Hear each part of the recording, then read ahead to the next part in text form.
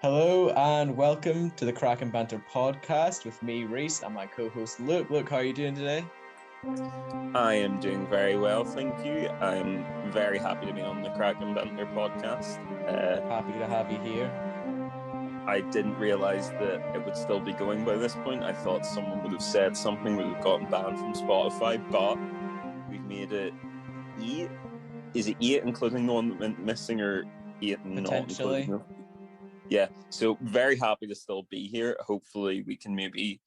We're taking this sort of podcast by podcast, hoping that we just want to see how far we can go with this. It's been very enjoyable so far. Is basically what I'm trying to say in a very untidy and overly verbose manner. Yeah, I mean we're pushing our luck more and more every week, and we're enjoying every moment until we inevitably get cancelled or taken off the air. Every week we see that hook come closer and closer to our necks to drag us off stage, but we've survived thus far. This is a podcast where we like to talk about movies and TV shows and pop culture kind of stuff. Of course, most of the time we just get horribly derailed and go off topic, but I think that's the fun of it, isn't it? Oh yeah, totally. It's like where would podcasts be, you know? Yeah, it's like Seinfeld. Seinfeld was a sitcom about nothing. This is a podcast about nothing. Exactly. Well, it's not about nothing. There is a topic. It's more the content is nothing. It's the quality is nothing. Yes, it's like candy floss. You know, most of it's air, but when you can spread something so good over such a large area, it becomes much more enjoyable. You know, eating a spoonful of sugar on its own, not that great, but eating candy floss, incomparable. We're kind of like, the smoke machine at a disco. It kind of looks cool, but then you realize it's pretty empty and is only just covering up the ugliness of what's actually going on. Yeah. I like to think of us as the sticky nightclub floor, where we cover a large area and we provide a sturdy base, but we're by no means the reason you're going. We're the cubicle in the toilets which the lock doesn't work on. Yeah. Yeah. We're doing something right, but there's more effective versions out there. This isn't the best way to hype ourselves up, but listen, the people who are coming back, there's a charm with that cubicle, something about the graffiti on the back of the door that makes you think that I'm glad I chose this one, I think our listeners are like boomerangs, we throw them away and try to put them off, but they just come right back when you least expect us and hit us in the face. Treat them mean, keep them keen. That's how we look at our listeners. Please, I'm kidding. Please stay. No. I can see you're reaching to press for the Peter Crouch podcast. No, please stay on this one. No. Why do I feel like the Venn diagram of people listening to our podcast and people listening to the Peter Crouch podcast is relatively slim? Energy. We have a couple of pieces of news this week. Not a lot, but some quite good news as well. We'll start off with we got our first look at the new Space Jam movie, Space Jam: A New Legacy. This is a follow-up of sorts to the original Space Jam movie with Michael Jordan and the Looney Tunes. I really like that movie, actually. I think it's quite charming. It's definitely not good, but I think it's got some charm to it. And they're bringing out a new one. It looks like a movie, it's exactly what it's meant to be. I think it'll probably be a fun, lighthearted kind of romp. I know that there have been some reports that it's going to go through a lot of different Warner Brothers properties, so we could end up seeing all sorts of characters. It's been rumored that like Batman might show up, characters from The Matrix or Mad Max or whatever. Like, we could get a lot of characters showing up in this. So would you have any thoughts about that? I saw one headline this week about it, and it was that they're going to desexualize the bunny from the first movie. Yeah, an interesting take. That's the one headline I saw. I didn't realize they'd released the trailer, but no, I would actually say I've not seen Space Jam, but I am a big Looney Tunes fan. It's yeah. I tell you what one I did watch. Do you remember? It was a few years ago. I can't remember the exact title. It was like a Looney Tunes movie, sort of like, you know how Space Jam was like live action mixed in with the Looney Tunes. This one was the same sort of thing. Like Brendan Fraser in it. I really enjoyed it. Very nice. I might have seen that. I couldn't be sure. But yeah, I think those movies, the cartoon mixed with live action movies are always quite fun. I think like Who Framed Roger Rabbit is a classic, and those sorts of things. I think they can work and be a bit of fun. And I like this idea of going a different route with it if they're going to try some new, rather old, I suppose, more accurately, properties. Bring in some crazy things. I think that's a fun way of doing it, especially just completely mismatching the tones if they have the Looney Tunes and then Mad Max showing up or whatever. I think that could be quite funny. So I think it'll be fun.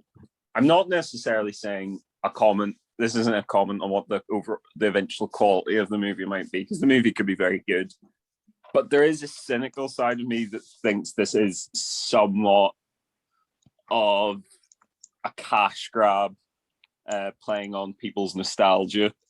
Oh, almost definitely. But I think it's a nostalgia with some heart in that. I think even though it's capitalizing on the nostalgia, but I think to do that, they're sort of going, but if we're going to do that, let's do it right. So let's really, let's really just hit all the nostalgia points, which is kind of, like I said, it's very much capitalizing on that. But I think it's kind of the best way is to just don't hold back if you're going to do nostalgia kind of,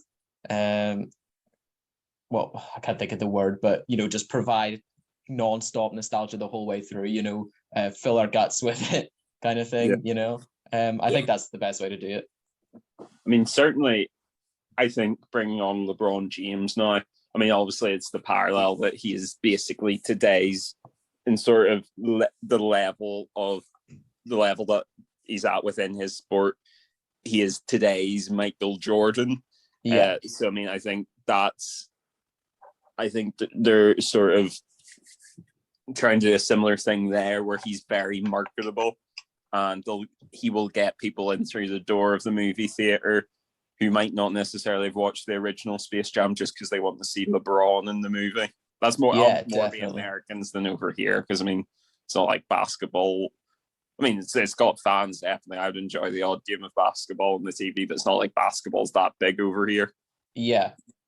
But yeah, it's that thing. You've got pretty much mass appeal to everyone. There's going to be very few people who won't either recognize LeBron James or recognize the Looney Tunes, or just look at it and think it looks like a fun movie. Even, younger audiences who maybe don't recognize any of those people or any of those characters, they'll still look at this and be like, oh, that looks like a fun movie with, characters that I like and jokes that I enjoy. So it's kind of, it definitely, I think this could make a lot of money. Yeah. Oh yeah. No, especially if it's some of our first chances to get back into cinemas as well. Yeah, this has potential. Almost definitely will make a bucket full. To be fair, I think the Looney Tunes is probably something that's as close to timeless entertainment as you get. I mean, there's people there's people now who are probably in their 80s or 90s that watched Looney Tunes when it first came out, and and Wayans today will still watch it and enjoy it. So it's at least the format probably be something that everyone can watch, which is probably nice for a family movie, because I know of parents who are more than fed up of their 10th rewatch of Frozen 2. Almost definitely. But yeah, that format's really never changed. I think that sort of, I'm not trying to suggest that Looney Tunes established it necessarily, but those sorts of cartoons, that's been the precedent for how cartoons are made for forever. It's very lighthearted, very slapstick visual comedy, but I think Looney Tunes does do it kind of some of the best, or all those Warner Brothers animations I think are great. Tom and Jerry's the same. I think they're just classic slapstick silent comedy. A lot of them, you don't even have to have any speaking lines in it for it to really be funny. You know, I think there's some really funny moments in those. So I'm definitely gonna watch this. You know. Talking about Tom and Jerry, whichever studio that is, the marketing department has done that movie a disservice, because I didn't even realize it was being released. And well, I knew of it because I'd watched the trailer, but I assumed it was maybe like next year or something because I hadn't heard anything else about it. Apparently it's being released now because I've seen reviews for it. Yeah, I think a lot of studios have had a real suffer with marketing this past year, you know, with COVID and trying to adapt. I don't know what the challenges they're facing, but it's the same as Raya and the Last Dragon came out on Disney Plus this week. It's with Premier Access, but it came out on Disney Plus this week nonetheless. And I had no idea that it was out. You know, it just so happened that I was looking on Disney Plus today that I saw it. I went, oh, that's out now. You know, and I had no idea that it was out and just ready to be watched. You know, I thought, oh, that's still going to be a month or two away. So I don't know if it's because things are coming out on streaming, but then maybe Premier Access, then on top of that, you're trying to market it both ways, you know. I'm not sure what the problem is. The only thing I can suggest, I'm not saying it's the case with these two movies because I have not seen either, so I can't speak to their quality, is I know sometimes studios, when they think they've got a stinker on their hands, they will gut the marketing budget for it and not promote it to try and save money because they'll think, because they think the money they'd spend in marketing they won't get back. Yeah, maybe. Or maybe that's the other thing is this year they know that they're gonna their sales are gonna take a hit because of COVID and with cinemas not being open. So maybe that's why they're trying to save on marketing as well. They've kind of cut that budget accordingly. Yeah. So that's could definitely have something to do with it, just trying to save as much money as they can. Especially with things like streaming, I suppose. Yeah. If you're putting things on streaming services, the marketing kind of takes care of itself because as soon as you know, Netflix doesn't have to put trailers out. As soon as you go on Netflix, it tells you what new stuff's out, and you know it's there. Same as I was saying, even with that Raya and the Last Dragon, I wouldn't have had to see a trailer because I've gone on Disney Plus today and I know it's out. You know, so I suppose it's marketed directly to your app or your TV as soon as you turn it on. So yeah, I suppose there is a good way to save money there, isn't there? Is it a Pixar movie or is it a Disney animated movie? I think it's Disney animated, Disney Studios. I could be wrong, but I think it's just straight Disney. I that's what I was thinking. You sort of feel like if it had been a Pixar movie, they would have gone big in the advertising. I mean, Soul was like a streaming exclusive. I mean, it got big. Yeah. It had like trailers on the TV and whatever. So I mean, I think like a Pixar movie coming out to the event, I don't think it's such a big deal when the Disney animated movie comes out. Yeah, maybe. I've liked a lot of the Disney animated stuff recently, though. I've really enjoyed a lot of the more recent stuff. Even some very good ones. You had like that trio. You had that trio last decade, which was very good in terms of Tangled, Frozen, and Moana. I enjoyed all three of those a fair bit. Yeah, and I thought Frozen 2 was okay. Yeah, but you don't have kids and you've not had to watch it at times. That is true. I think to be fair, I might have seen the first definitely the first hour of Frozen I've seen more than 10 times. Yeah, I do know for a fact that my younger sister went through a phase whenever we first saw Frozen, like when it came out initially, and she was watching Frozen and pausing every line to write out the entire script in a notebook so that she could learn all of the words, to the point that she now basically muscle memory reflexively can read pretty much the first 45 minutes of that movie, just word for word, line for line, watching it on the TV. She knows every single line of Frozen. And that's like speaking, not the songs, the spoken lines. That's incredible, but I'm sort of thinking, why? There's something very very innocent and sort of naive about that, though, that I really enjoy. Of like, as much as as much as she by no means grew up in like the olden days or anything, but it's still that slight just go on YouTube and entertain yourself for 4 hours, and you're still watching a DVD kind of thing and pausing and rewinding, and like there's something still quite like you have to entertain yourself for a while here. And I love watching Frozen, so I'm just gonna watch it on repeat and write out all the lines. I don't. It doesn't feel like that movie was 8 years ago, does it? No, not at all. I know Tangled is it's at least a decade, if not longer now, since that came out. I think it was 2011. I tell you what, absolutely sort of insane. Similar vein. I think this would have been probably about 2006-ish. I had Over the Hedge on DVD, and because I was a 6-year-old, obviously had plenty of free time because it's not like you're doing homework. I don't know whether it was like I can't remember like loving the movie or anything, but I just would like stick Over the Hedge on the DVD, sit and watch it, then put it on again and sit and watch it again. I think I probably couldn't tell you how many times I watched it, but it was just like a period of time where I was just doing nothing else other than watching Over the Hedge. I don't even know if it's because I liked Over the Hedge that much or just because part of me thought it was funny to watch the same movie like 10 times. It might be a mix of also you reach an age where suddenly you can put the DVD in and play it yourself kind of thing. And it's like, okay, I know how to do this and I don't want to go and reach another DVD down or ask anyone for help. I can put this DVD in and out of the DVD player, so I'm going to do that constantly. I mean, I think everyone has a movie like that, though. Everybody has that movie that they just watched over and over again as a child. I know mine, a movie you should absolutely not watch every single day after school as a child, but me and my older sister used to watch Grease every single day after school.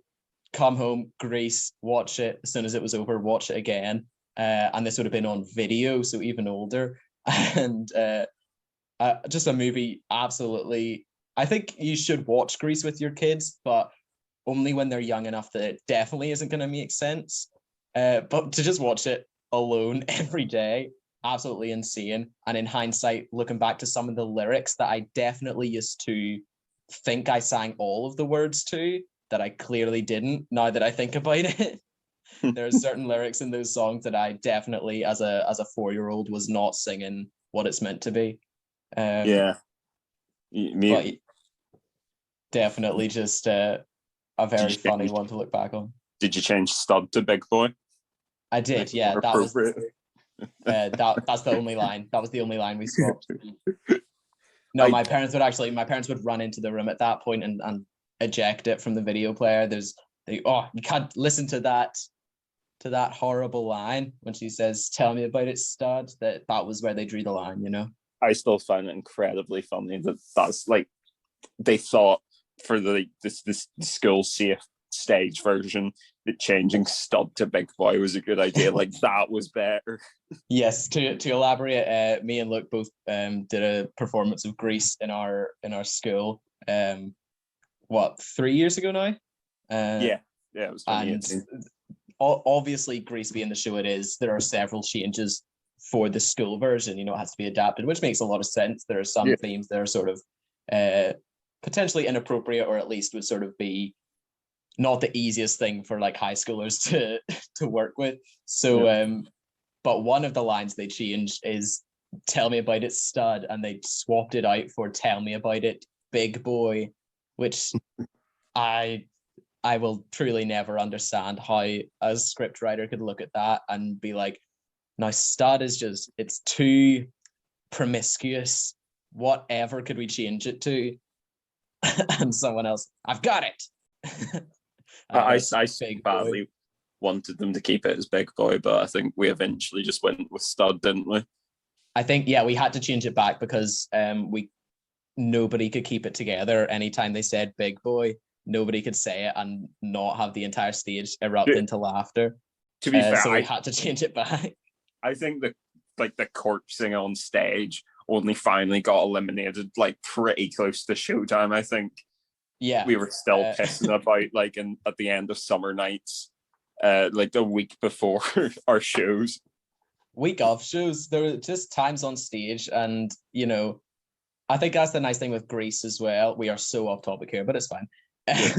With Grease as a show, it's meant to be like high school kids and a group of best friends kind of having fun. So, I mean, the amount of stuff we just did in that show of like background gags that we just added in, I think was so funny. Like I would say there's arguably 10 to 12 jokes in that show that nobody will ever get apart from us, because we only did them to entertain ourselves. The sole reason they exist was for us to have fun in the background while other things happened. And unless there was some like eagle-eyed audience members just only watching us the whole time, there's no way people were getting those jokes. But there was some real funny moments. I think there was one moment just before we move on.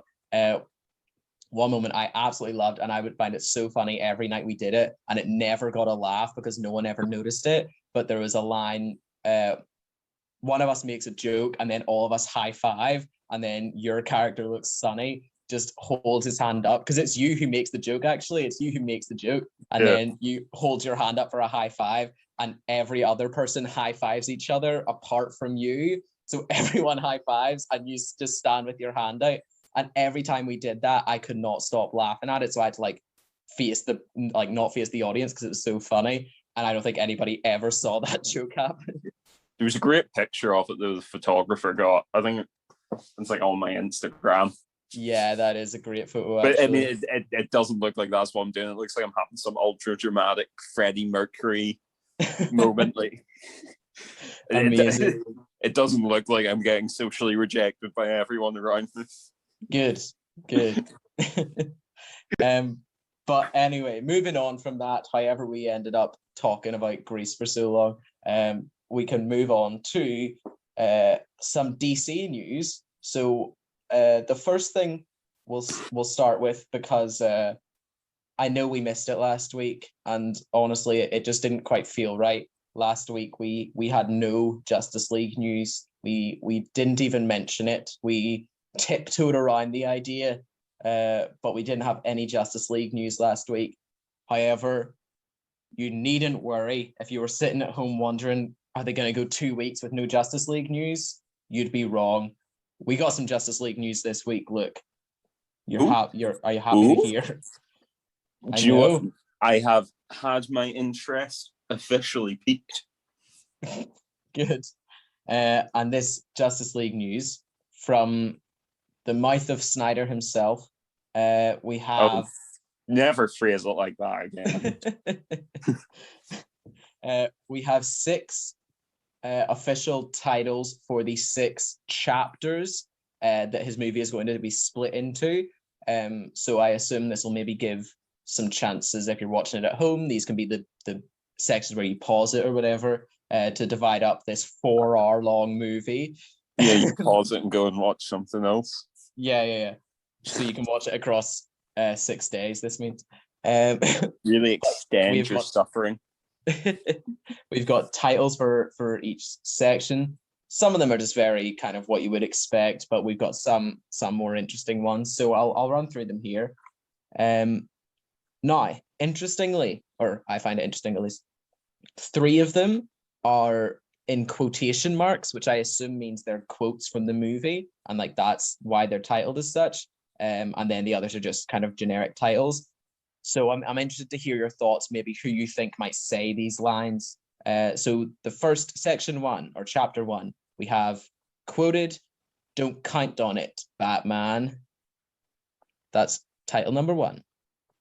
Ooh, you know what? It might be Batman talking to himself in the mirror, like Taxi Driver stuff. Don't count on it, Batman. It's Bruce Wayne talking to Batman. He says, "Don't count on it, Batman," and then Batman says, "I'll do what I want." Actually, Bruce Wayne. Maybe who was also me. Bit off topic. But do you not find it interesting when you read those things that it's like Batman thinks of himself as Batman and Bruce Wayne is his alter ego rather than the other way around? I do actually find that interesting. I think that's fascinating. And I mean, I know it's a bit sort of like dude bro cliche to say. Not bro, Batman is such a deep character. But I would say he is, as comic book characters go, he is probably the best written, obviously. And I mean, and I know that's not a revolutionary opinion, but there's a reason he is the one with the most enduring popularity. Yeah, I think he does arguably have that depth as well. Like, he's earned that level of depth that it's not necessarily brewy deep. You know, it is genuinely years of a character who does have serious like psychological factors that play into his life. Chapter number 2, bit more boring. We have the Age of Heroes. That just seems like a very generic kind of Superman-y type thing. How many of these do you think will start with a black and white, like ultra slow motion shot? I thought that was what the movie was. It's the 4-hour movie is one scene. This is black and white ultra slow mo. He said that though, that he thinks it's going to be offered in black and white, and he says that's how you should watch it. Insane. Yeah, because that's how I like my comic book movies. No color. Yeah, but I mean, he also said like, well, it worked well for Sin City. To be fair, I think I actually would watch it in black and white if it's offered, because I think it might be interesting. But I mean, it does seem like a sort of thing he's just doing to add depth that won't actually end up doing anything. And the other thing you picked up on it the other week, that the vertical sort of aspect ratio is actually a thing. That he said, oh, they're superheroes, they like stand tall and fly or something, so it makes sense to have the vertical ratio to capture all the action. Interesting. We shall see. Chapter 3, beloved mother, beloved son. Is this a quote? No, that's not a quote. Oh, okay. I wonder if it's about the Marthas and the... Oh, God. It would amuse me so much if he persisted with that. It just doubles down. It's not stupid. That's really why I liked him. The worst part is I kind of got the reasoning behind it, but just having it done through the mother's name just didn't work. Like the whole concept he was going for is the two of them needing to realize that they aren't so different, even if that is a cliche, did make sense to me. Yeah. But no, I remember not hating it in the cinema. Yeah. Like not even really addressing it. And then just after all the memes came out after seeing it, I was like, oh yeah, no, that's really dumb. It's one of those things that if you don't think about it, it seems fine, but like it just doesn't stand up to scrutiny. Yeah. That's the tagline of Zack Snyder's Justice League. Doesn't hold up to scrutiny. Anyway, chapter 4. This is in quotes. Change machine. Oh, that's gotta be something to do with Cyborg. Just so much like change machine, change. I assume this whole chapter is gonna be about like you know if you go to like an amusement park and there's little slot machines or little 2p 10p machines, so of course to get change for maybe your £5 £10 notes you have to go to the change machine, and you get all of your 2p's out. I think that's going to be the focus of that section probably.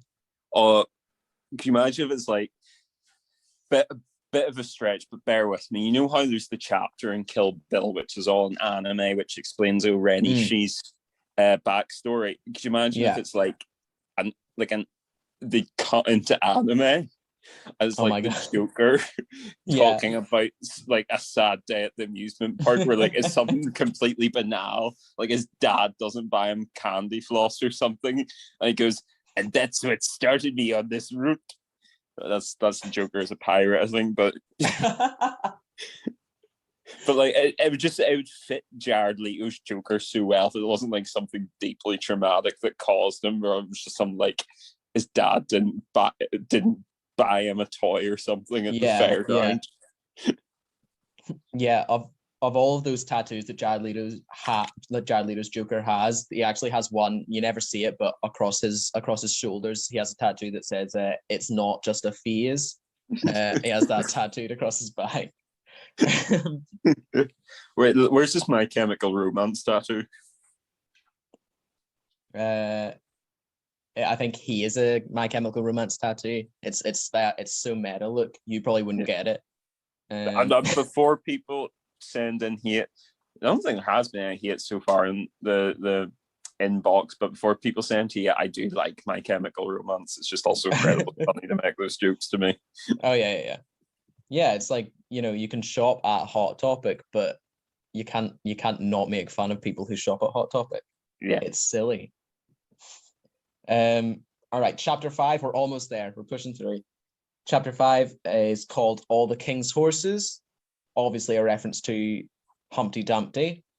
I assume Humpty Dumpty, that's a metaphor for also the Joker? It might not be a metaphor. There is a villain in the DC universe called Humpty Dumpty. That's probably what it is. I swear I'm not joking. There is one. No, I know, but I think, I reckon that's what it is. Imagine that. This whole Justice League movie it's just built up. Darkseid appears and he's killed within the first 5 minutes of his appearance by Humpty Dumpty. Time for the real villain to step into place, and Humpty Dumpty appears. So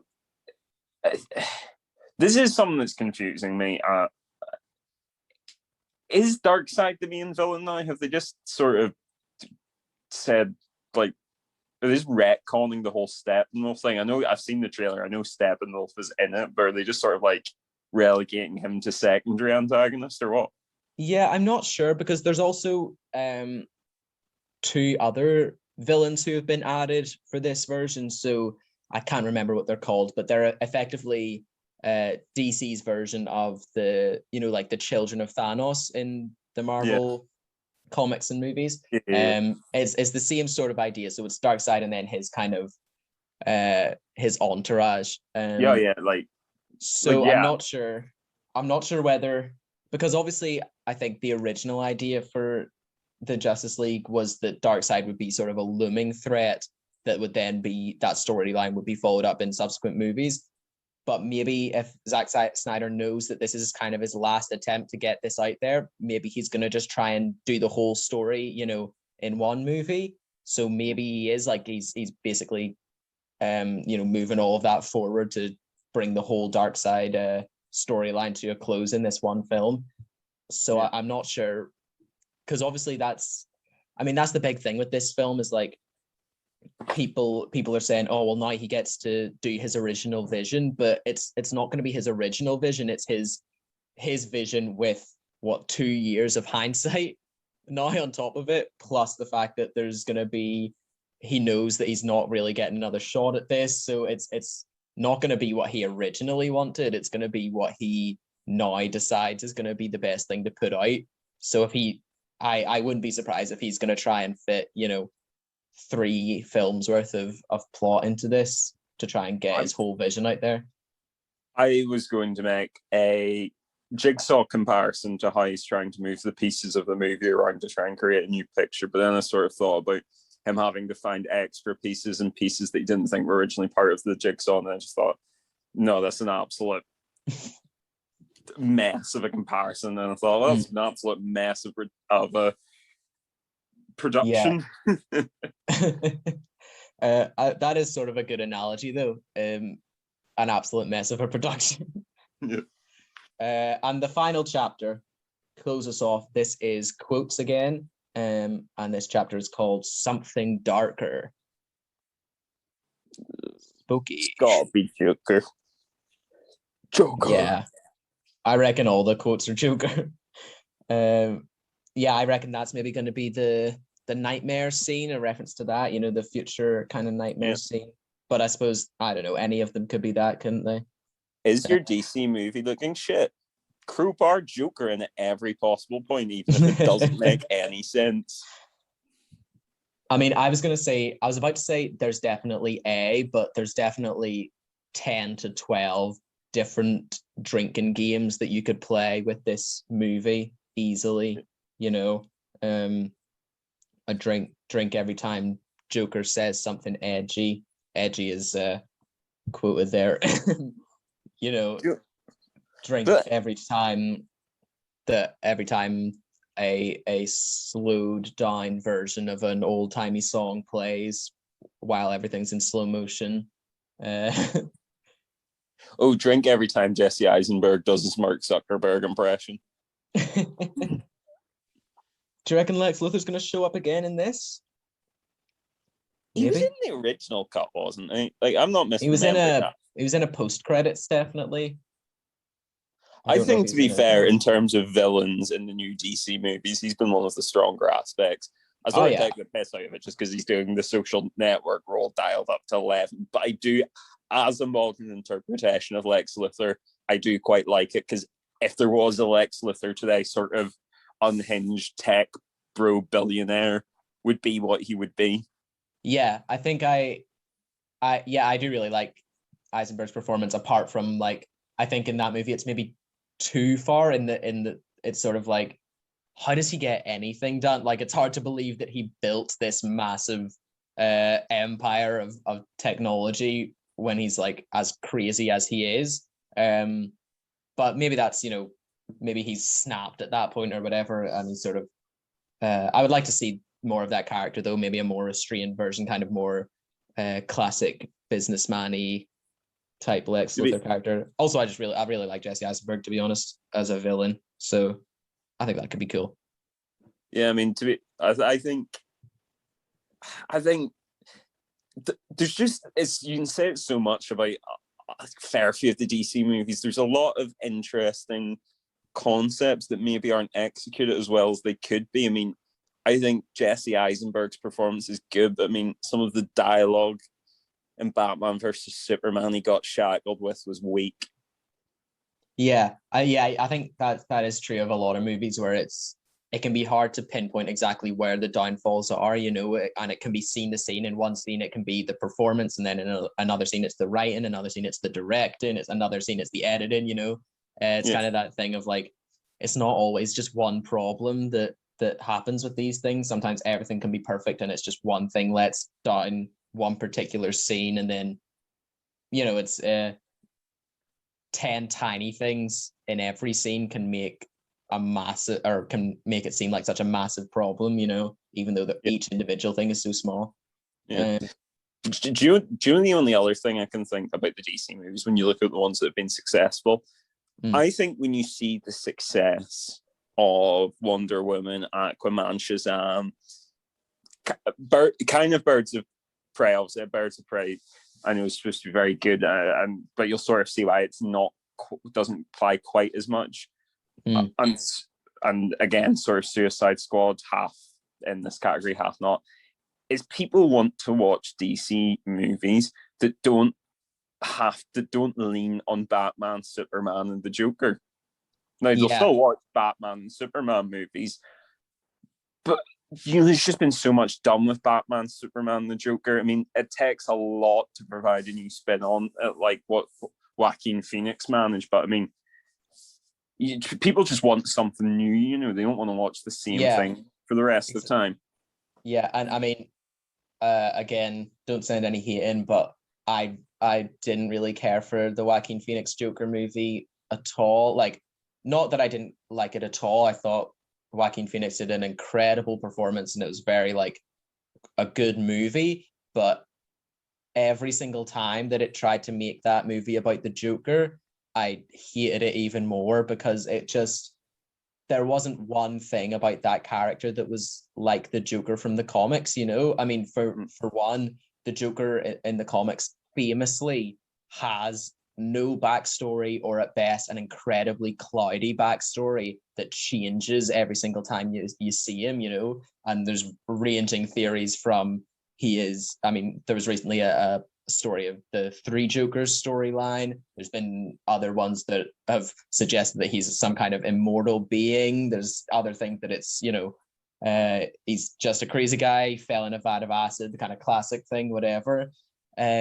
and to just be like, no, he was just a really sad person. Like, he's also not even smart in that film. Nothing about Joaquin Phoenix's Joker ever made me think he could go toe to toe with Batman. You know what I mean? Like, the Joker should be crazy, but an absolute genius, like Heath Ledger's Joker, you know, where he's unpredictable, but he's meticulous, you know, and you could believe that Batman wouldn't be able to get around his jokes.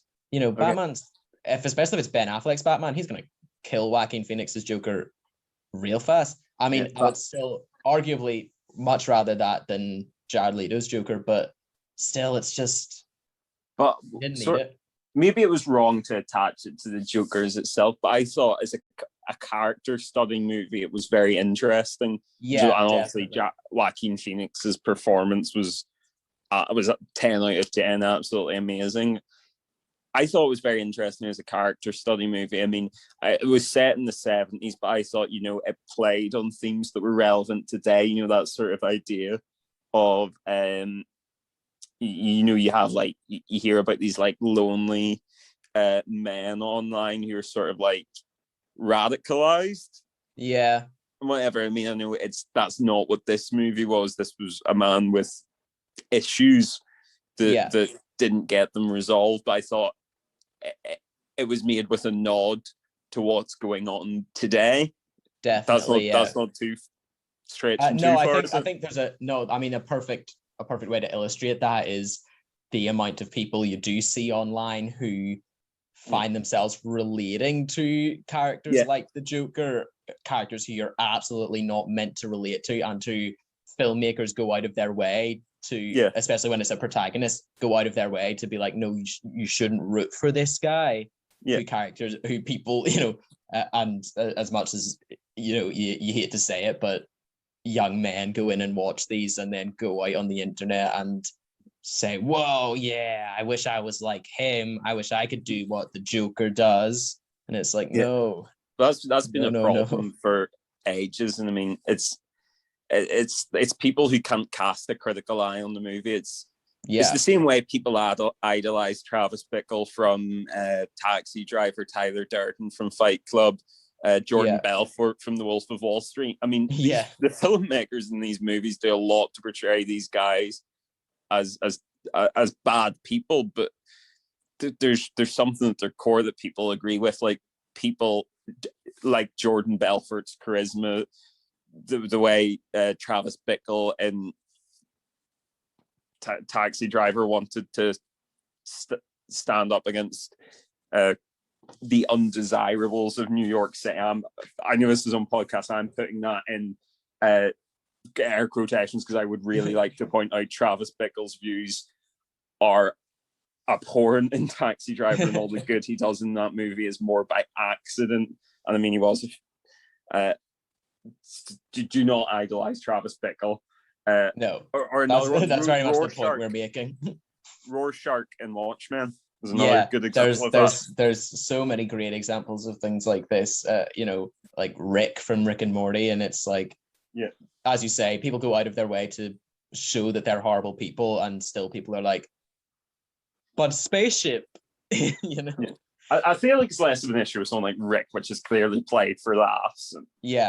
People still miss the point, but at least it's a comedy. Like, people putting on Heath Ledger Joker profile pictures, that one didn't feel that bad because at least it was clearly still in a comic book here. And there's Joaquin Phoenix's Joker muddied the waters a bit. It felt closer to something that could conceivably happen in real life. Yeah, and I think also, like, even Heath Ledger's Joker, he's still the villain of that movie, and that there is still the protagonist is still the hero. It's when you have these movies where the character that you're actually following is a villain effectively, you know, but people watching sort of, and I feel like this maybe just natural kind of, it's what you're programmed to do from watching movies is to root for the protagonist. You know, it's kind of like autopilot when you see the main character. It's like, oh, this is the person that I like in this movie. This is the person who I want to win. So it's you have to have a bit of awareness if you're going to watch movies like that, and be just have a little bit of sense generally, to not be swayed by it. I wouldn't even say just movies like that. I think when you're consuming media, whether it's the news or whatever, or a TV show, it's important to cast the critical eye on it. You can't just take everything at face value. Most movies aren't intended to be taken just at face value. You need to think about what you're watching. Oh, okay. No, not like everything. I don't expect people to have a deep philosophical insight into The Hangover. You can't just watch movies for entertainment. But I would say more serious movies, it's important to think about what the movie's about. Yeah, if you want to take something away from a movie, you have to watch it critically. But if you don't want to take anything away from it, watch it however you want, you know? Yeah. You don't have to, sorry, that was really pretentious from me. You don't have to take a deep meaning away from Joker, but I mean, if you're going to change your profile picture online to Joaquin Phoenix's Joker and say bad things on Twitter, maybe you need to have a look at yourself. Exactly. See, we're getting all kinds of deep on this podcast. Look, we're getting further and further into the murky waters of getting cancelled. Yeah, I do apologize to people if you enjoy the more comic side of the podcast. I just feel like, when we find something like that that's got a bit of depth to it, I do like to explore it sometimes. We do try to keep things light. Yeah, exactly. And listen, if we're talking about you right now and you get offended by it, then, good. Have a look at yourself. You're who this is for, Yeah, just think about things. It's important to think these days. Exactly. Thinking is a wonderful thing. Mm-hmm. But anyway, to just look back to something you were saying about Justice League and the DC movies, you were saying how some of the most enjoyable DC movies we've seen have been when they don't rely on Batman and Superman and the Joker. And I think that's really true. And we do have one more piece of DC news, which I think kind of leads into that, which you'll be happy to hear. And that is, of course, that DC are planning a new J.J. Abrams produced Superman movie. I kind of like J.J. Abrams, I guess. I mean, I don't know where I really sit with this one. I feel like, is it going to have Henry Cavill? Well, that's the thing. So it's Abrams producing, not directing necessarily. There's no one attached to it yet, but it is getting made, and J.J. Abrams is producing. I think I actually, when I first read it, I thought it was J.J. Abrams directing, and I thought I actually really liked that for a Superman movie. I thought J.J. Abrams could do a great Superman movie. Of course, my first thought is we absolutely don't need to see another Superman movie. Yeah. But the big reason I wanted to talk about this is because there's the main rumor with this is that this is going to be a non-Clark Kent Superman. So we're going to get an alternate version of Superman. DC are play pretty fast and loose at the minute with what's connected to their main timeline and what's alternate universe, what's kind of half connected. I think Suicide Squad and Birds of Prey and that are sort of they're loosely tied, but I think that's honestly at the minute I think that's the best way for them to do it, because then if they just do a million movies, it's whichever ones are good kind of thing. It means you don't have to worry when you if someone just absolutely whiffs a character that you like and they make a crap movie. It's all right because you can just wait till they make another version of it in a year or two. I think something cool could happen here. There's some pretty cool Superman like other characters who have taken up the Superman mantle in the comics. I feel like though I'd kind of prefer if they're going to do a Superman movie that isn't Superman, like for the Superman universe. I'd prefer maybe or like sorry, is her name Superwoman or Supergirl? I can't remember. I would prefer. I think it's been both. Supergirl is like the I guess more common version. Yeah. I think it has been both. I'd prefer a Supergirl movie if that was the case personally, just because I think having a Superman movie when you already have a canon Superman, not to insult the audience's intelligence, but I think that could kind of get confusing. Yeah, for sure. I think that's definitely possible as well, because like I said, there's hardly any details about this. I don't even know if there's any writers connected to it, or if they have like any material they're pulling from or whatever. This is very much the vaguest of announcements, but I think that could be something cool. There are lots of other versions of Superman. I think they're going to do it. I think Supergirl is a great way to go for it, or maybe a Krypton, not using the Superman name. Crypto the Superdog. I would just a still solo go Crypto watch. the Superdog movie. I would still go watch that movie. There's not been a good there was that Harrison Ford one they tried to do, but I don't think the dog could talk. No, there's not been a good talking dog movie for a while. They released that Lady and the Tramp movie on Disney Plus, but no one watched it. I don't think anybody saw that film. Keep track of what Disney have remade and what they haven't. I'm waiting until they do the live action Rescuers Down Under. You laugh now, they will make that. Oh yeah. I'm looking forward to that one. I love Rescuers Down Under. But George of the Jungle 3, or 4, whichever, like a sequel to whichever one was the last one. But a new George of the Jungle with Brendan Fraser, where has that been? That's what the people want to know. That's what the people are asking for. But yeah, honestly, I'm not like massively familiar with comics generally, but I'm much more familiar with Marvel than DC anyway. So I don't know loads about other versions of Superman. I know like I love the Superman Red Sun comic, which is the sort of what if storyline where he lands in Soviet Russia instead. That is a good one. And it's got some really cool kind of alternate timeline stuff. Do you think they would? Do you think they would do that? I mean, I would watch that definitely, but like, I think they might be slightly scared of trying to pitch well, it's not pro-Soviet. It's just like the protagonist is a Soviet. I think they might genuinely not be keen on pitching that in the US. Yeah, potentially, and it also, it could be a tricky one. But it would just be something interesting. It is still, as much as it's not Clark Kent, it's still the exact same.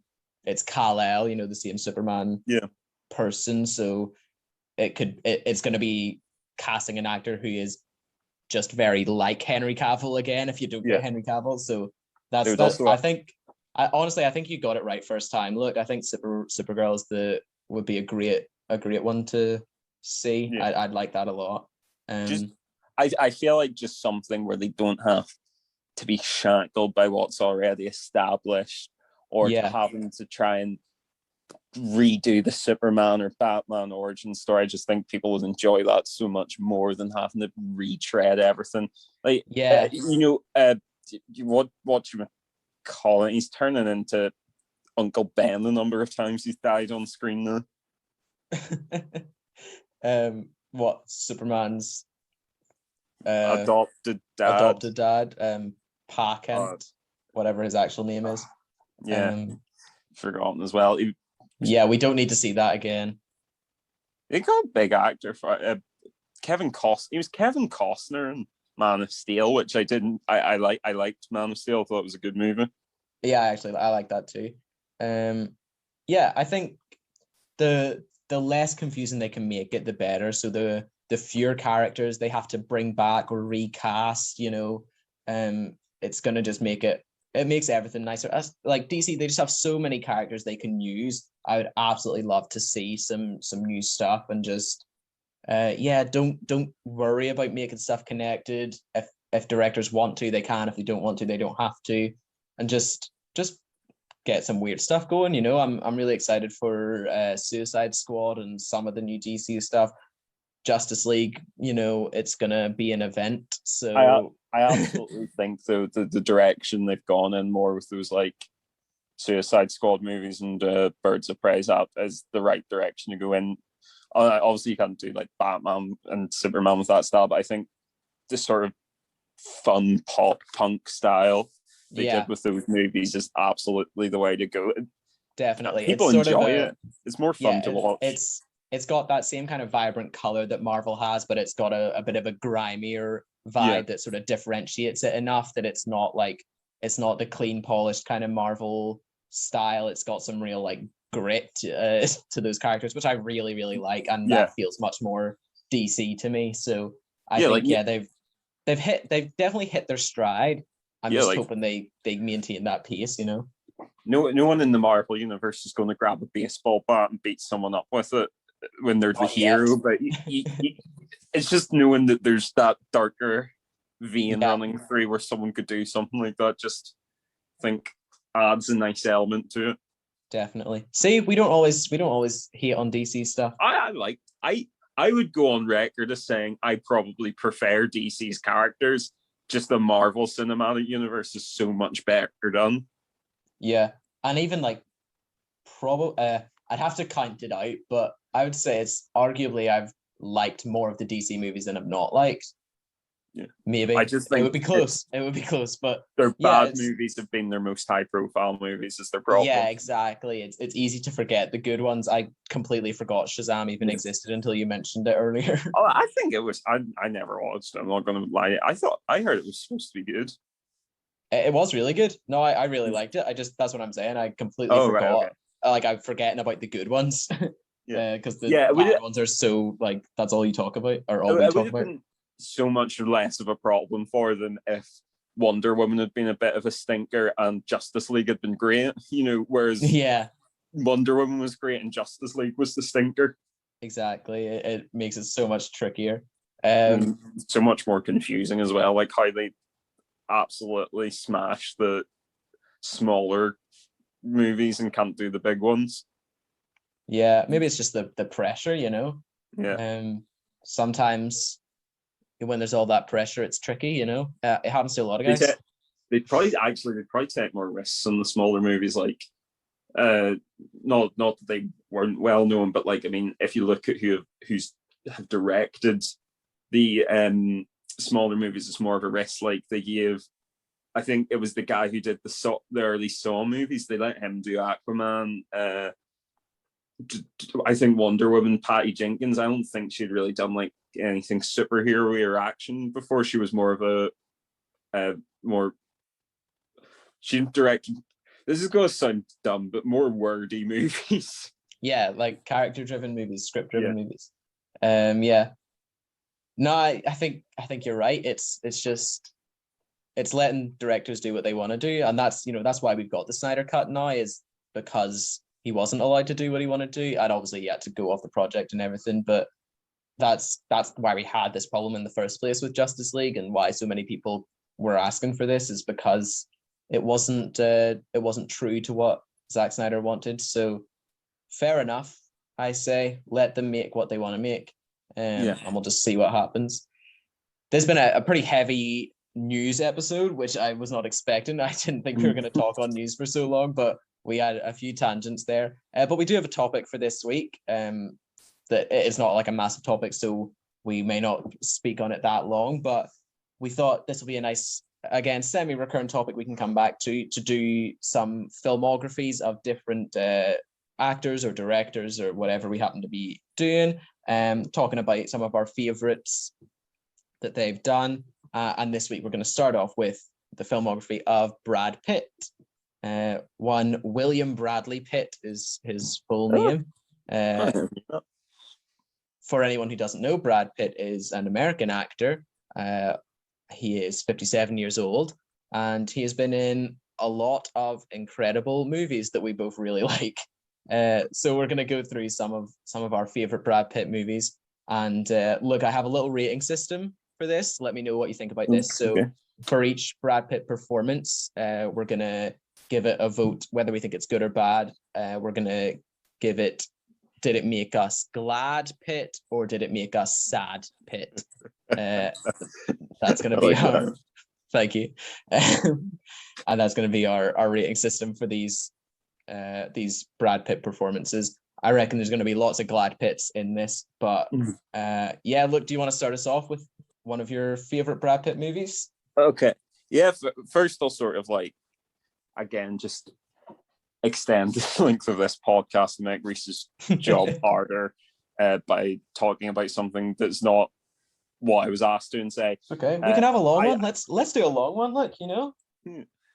But yeah, I came up with the idea of Brad Pitt for this bit because I think he is maybe one of the most interesting actors in Hollywood, because you had someone who broke on the scene, I think late 80s, early 90s, who was like probably at the time looked like your stereotypical pretty boy Hollywood actor, and probably could have just gone on to do sort of like rom-coms and easy roles, but since then you're going to struggle to find a big A-list Hollywood actor who has done the sheer range of roles that he has. I mean, there's the great quote, no idea who said it, but I mean, I see it repeated all the time. This is not something I've come up with, where people describe him as a character actor trapped in a leading man's body. Yeah, that's a great analogy. Yeah.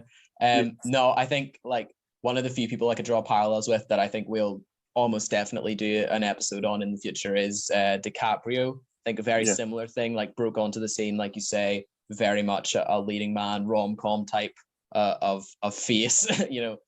And like you say, could have just done that forever and could have still been working today doing those sorts of roles. But of course, I mean, we've seen DiCaprio do incredible stuff, and I would love to do an episode on DiCaprio as well. So I'm sure we'll come back to that in the future. Some great roles. Back to topic. I will come out with my first pick, guns blazing, both literally and figuratively, and pick Lieutenant Aldo Rain in Inglorious Bastards. Excellent pick. This is one of your favorite movies ever, isn't it? Absolutely love it. Yes, so good. Okay, I'll say as a role, it's brilliant. It's often overshadowed in the movie just because of the sheer brilliance of Christoph Waltz's Hans Landa, which, I mean, is fair enough. I don't think there's a single actor in Hollywood that could have competed with Christoph Waltz in that movie. Just absolutely captivating every second he's on screen. But I think if you sort of take Hans Land out of the picture, with Lieutenant Aldo Rain, what you're left with is one of the most different, a bad way of phrasing that, but you are left with one of the most different protagonist performances in a Tarantino movie.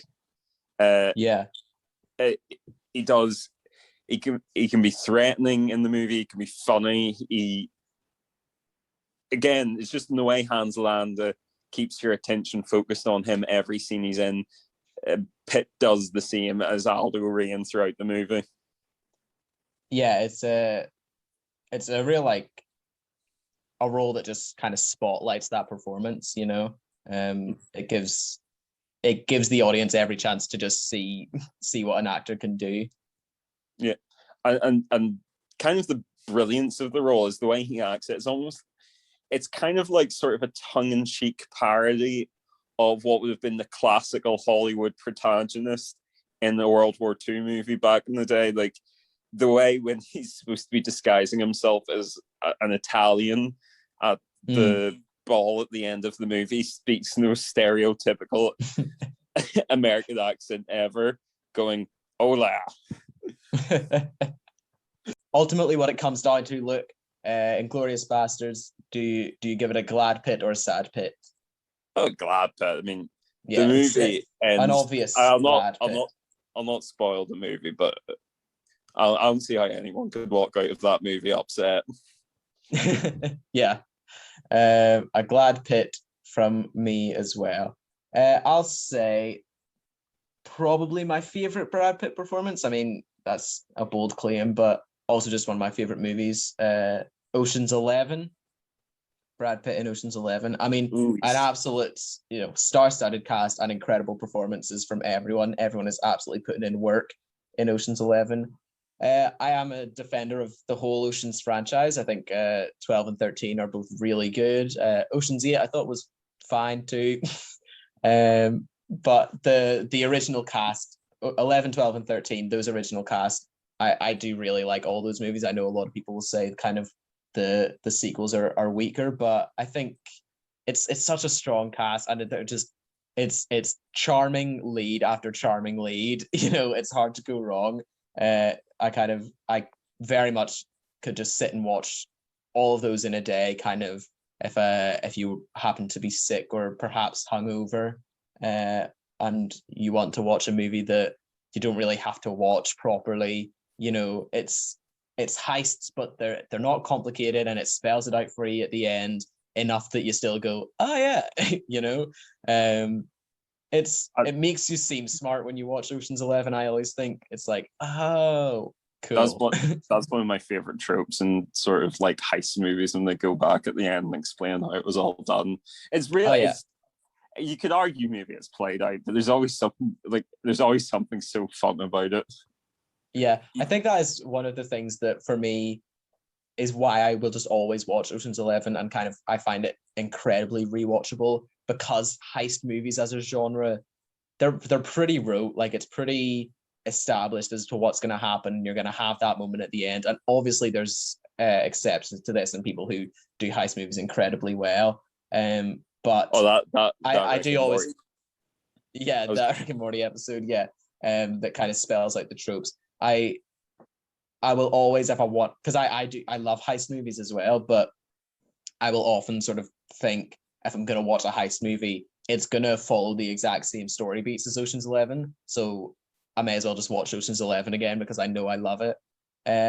Actually, in saying Ocean's 11 as well, may have missed it in our soundtracks episode as well. It has an absolutely stunning soundtrack, specifically the final song in Ocean's 11, which, if you've seen the film, you'll know what I'm talking about.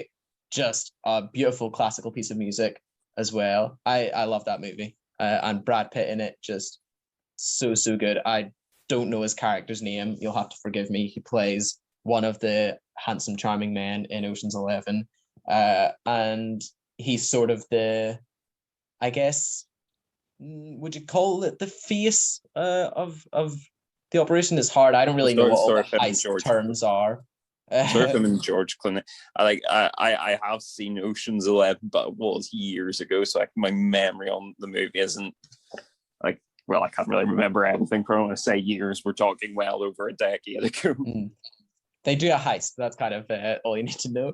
They do a heist, but yeah, him and George Clooney, sort of between them, are the leaders of the heist group. Obviously, there's 11 people all together, and it's got some great performances. But Brad Pitt just dialed his charming up to 11 in that, which obviously he is already extremely charming, but in that movie specifically, his character has this weird thing. I don't know why they made the decision for the character, but he's eating in like almost every scene. But you know, they're always wearing these incredible expensive suits, beautiful expensive suits, and every scene he's like just going to town on like a burger or a hot dog or whatever. And there's something really about that whole aesthetic that I really enjoy, of like this guy he's really rich, and he's like the gentleman heist kind of guy, but he's the kind of the rough and ready one of the two, between him and George Clooney. I really like that as a character choice. And it's like, it's a real small thing, and it sort of seems a bit silly, but it really does work. Well, I think a sign of good performances in movies like that is if you finish watching the film and all you can think of is, I'd love to be beautiful and rich and just like go to expensive parties and do heists with like George Clooney and Brad Pitt.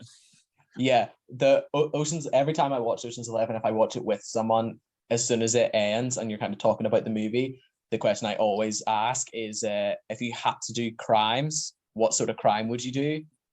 Because obviously, watching Ocean's 11, I'm like, I would do heists. Like, I would absolutely do big money heists from like evil billionaires, not that that's relevant to today's society at all, but that would be my crime of choice. And yeah, like you say, that's a sign of a great performance, that you can watch a character and be like, if I was a criminal like them, what would I do?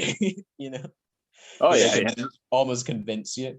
Crime's not seedy or anything. It's just all a bit of a laugh, like an Ocean's 11. Exactly. Yeah. There's no bad side to doing crime. It's so glamorous. But a big glad Pitt for me. That's going to get, of course. I'll go glad Pitt because as I say, I can't really remember the movie, but I'm pretty sure I enjoyed it. So excellent. Okay, you got another one for us? Yes, you picked your favorite Brad Pitt performance. I'm going to go with mine and pick Mickey from Snatch. I've not seen Snatch before, actually, so you'll have to convince me here. I'll be a sad Pitt unless you can win me over. Snatch is. Well, you saw The Gentleman, didn't you? I did, yeah. Just imagine The Gentleman, but like batshit insane. Nice. That's a good way to win me over. The Gentleman, but everyone is incredibly bad at what they do. So the Gentleman's like sort of a British gangster movie, Guy Ritchie movie, but a lot of it played for laughs. So basically the movie just involves a bag of diamonds that get passed between various criminals of varying competency and whatever. But Brad Pitt in it plays Mickey, a Irish traveler, bare knuckle boxer who speaks in a completely unintelligible gibberish and only breaking out for like a little bits of clarity when he asks questions like, "Do you like dags?" I don't know how to do this performance justice because it sounds bizarre when you describe it, but it just works so well because he fully commits to it, and you fully believe that this, like, I think Brad Pitt's not a small guy, but I mean he's not tall either, and it's just, but he fights like big heavyweight guys and he can knock them out with one punch. Yeah, it's just so good. It's honestly, it's hard to do the movie justice over description because it's like it's one of those movies, it's a rarity in that it's pretty much the style it's done and it's completely unique. I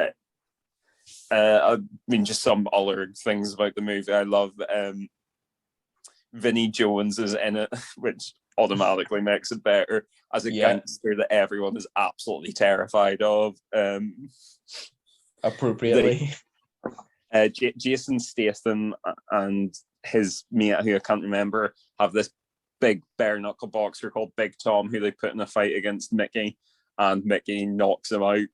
And he just spends the rest of the movie about with having to like eat things through a straw. Or the bank robbers who try to rob I think it's a post office, and they get stressed after the shutters come down and accidentally take off their masks. Oh, it's a bookies. They try to rob the bookies. That's it. It's so funny from start to finish. Amazing. So some great moments there. No, it sounds good. I mean, yeah, I loved The Gentleman, so that sounds like a fun time. I'll definitely give that a go. I'm gonna, you know what? Look, you've won me over. I'll say a glad Pitt as well, even not having seen it. I think you've won me over there. That's tense because when you really like a movie and you have to try and describe it, and then Billy describes things completely goes to pieces. No, definitely. I can do one here. I don't know if you've seen this or not. But Brad Pitt's character in Moneyball. Have you seen Moneyball? No, again, it's one of those movies that sits on like your watch list for ages, and you should watch it, and you just never get around to it. But I'm familiar with the story. This is one I see him. I hadn't watched it for ages after kind of, like you say, sitting on my watch list, and then finally got round to it after my sister recommended it to me. She was like, "Yep, you have to watch it." So I put it on. It was on Netflix. Might still be on Netflix. Who knows? Brad Pitt again. I struggle so much to remember characters' names, so forgive me. He plays Billy Bean or something. It's not Billy Bean, but it's Billy something. You're right. Yeah. He is the. Oh, I don't know what the name of this job title is. Look, you'll know. He's like the general manager or something of the Oakland Athletics. Yeah, the Oakland Athletics baseball team. he's in charge of sort of managing the players and things like that. He does a lot of stuff behind the scenes. But the whole idea behind Moneyball is this is all real events that happened, and it's basically it's based in a theory of buying players that were cheap and affordable, basically using maths to figure out what the best combination of players you could get that would play well. So they go through they go through several different kind of methods of doing this, of buying players that were very strong, competent players, but that no one else would hire for, or no one else would get for whatever reason. So, they have a pitcher who nobody would get because he just threw the ball weird, and that was like the only reason. He just had this bizarre kind of throw. But other than that, he was, an incredible player. I'm going to absolutely butcher some terms here as I try to talk about sports. But as a non-sports fan, I absolutely love this movie. And basically, they lead the Oakland A's to great success. Great success.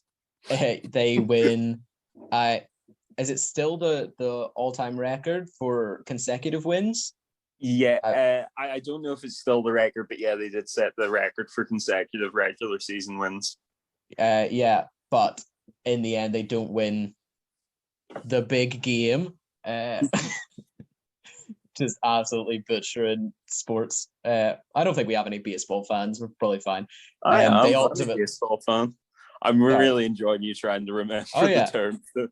Yeah, the big game. They ultimately lose the big game, and basically there's like this incredibly melancholy ending that, despite this being proved, because throughout the whole film they kind of face the opposition of people saying, "Oh, this isn't how baseball works. You can't try and use numbers to figure out baseball. It's a true American sport, and it's about gut, and it's about heart, and it's about guys who can get out and just play ball," And they face all this opposition, all this backlash, basically not letting them play the way that they know is the optimal way, kind of based on their research.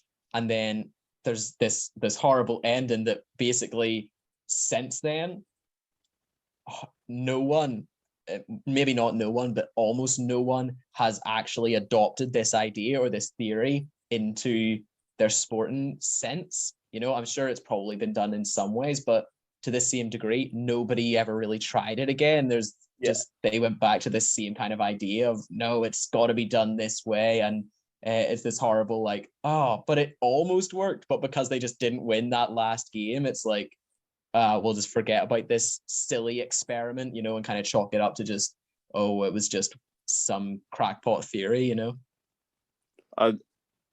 Sorry, I just have to say, the whole time I've been thinking about it, I've remembered the bit in Brooklyn Nine-Nine where Captain Holt talks about watching this movie. And it's like, he talks about watching it and loving it. And Jack goes, I didn't know you liked sports, Captain. He was just like, it was a movie about Maz, and just cuts him in the theater crying and going, the numbers, they're beautiful. Oh yeah, I suppose maybe people might not know this. We did talk a little while ago about our university experiences, and I mentioned that I didn't go to university. I was meant to go to university, and I got accepted to study maths, pure maths at university, and I chose not to go. So that may provide more context as to why I had a very similar experience with this movie, as someone who does absolutely love maths and the idea that you can use maths to win sports. I've been a big fan of that as a premise of just being a nerd who can figure out how to do sports good. I love it. Yeah, I mean, there is jobs like that nowadays for people in sport, like just basically go through spreadsheets and use it to provide information for the coaches. I mean, you're right in that no team's gone full Moneyball since. You sort of, but it has been more adapted into sports sabermetrics. But you still nowadays, even if your stats are good, you fail the eye test, you'll not get signed by people. Yeah, definitely. And it is. I mean, it's such a massive risk to do that with an entire team, you know. The reason, I suppose I should maybe say that the reason the Oakland A's had to do it was because they literally just didn't have the money and they were losing their players, and they felt like it was a massive disservice because they could see that it was impossible for them to beat these other teams who had 10 times the money that they did, you know. In comparison, they sort of thought there's no other way to do this unless we do something incredibly smart and efficient with the money that we have. Oh yeah, And I no, just really like that as an probably back idea. probably back then you were talking about like there was a northeastern hegemony in baseball. Like, I mean, if you were a good player, you wanted to be playing for the Yankees or the Red Sox or the Mets or Philly or whoever. Yeah. No, but Base- it is that whole movie, and Brad Pitt's performance is the only reason that the Oakland Athletics are my favorite baseball team. And they are to this day. I have an Oakland Athletics hat, a little green and yellow cap. I mean, I have a lot of baseball caps because I like baseball caps, but that one is actually one of my favorite ones. So, and that's the reason, because they used Maz that one time. So, fair play to Brad Pitt for winning me over, and making the Oakland A's my all time favorite basketball or baseball team. Basketball team. God, I'm losing all the sports fans. Look, win it back, win them back. We talked about basketball earlier. Yes. Pass me the rock. But do you have any more? We can maybe do a couple more.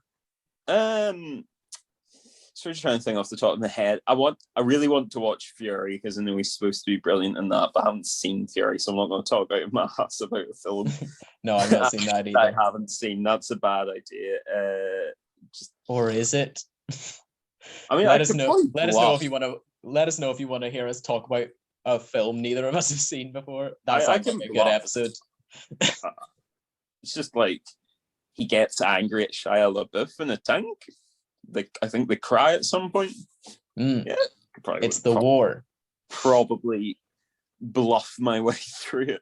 You know, yeah. Sure, you get that sometimes, don't you? Where like people are talking about what the popular TV show at the moment is, and like you kind of contribute something because you've heard about it, and like then they start talking to you as if you've watched it, and you have to make a 50-50 decision at that point as to whether you have to have not that awkward, semi-awkward bit where you say, oh, I haven't actually seen it, or if you just decide, I'll bluff my way through this. No, I think definitely like, I mean, me and you, we both admit that we're by no means movie aficionados. You know, we are not making any claims here that we know more than we do. But like having a podcast where you talk about movies will lead some people around you to think that you know stuff about movies, and we definitely don't. So it happens to me a lot with you know, my siblings or friends they'll just assume you've seen every movie that exists, especially like classic movies. And there's a lot of movies that I have not seen, and you have to make that quick decision as to whether you want to say you haven't seen it and hear them explain it to you, or pretend you've seen it and lie. And I would say, honestly, an embarrassing amount, I just lie and say that I've seen it. Yeah, no, my movie knowledge is weird, and I would say I've seen a lot of obscure movies because I quite like trying weirder things, but like just so many big movies and classic movies I've not seen. Like I've never seen the Matrices, actually. If you're talking about them as plural, they're the Matrices. Excellent. That's going to kill with some people, and other people are just going to go, why am I listening to this? An excellent Matrices joke. I saw an opportunity, I had to go for it. I mean, we've lost the sports fans today, but we have won the Maz fans. The Maz fans are here to stay after today's episode. This podcast is reaching an intersection, just like the world's weirdest Venn diagram. It's a bizarre dynamic of fan that we're creating here. Yeah, the sporty ones didn't even get the time when I did my Super Bowl rundown because that was our missing episode. Oh, no. the missing episode had some real quality content then. It was a decent episode, actually. Yeah, I was sad to lose it.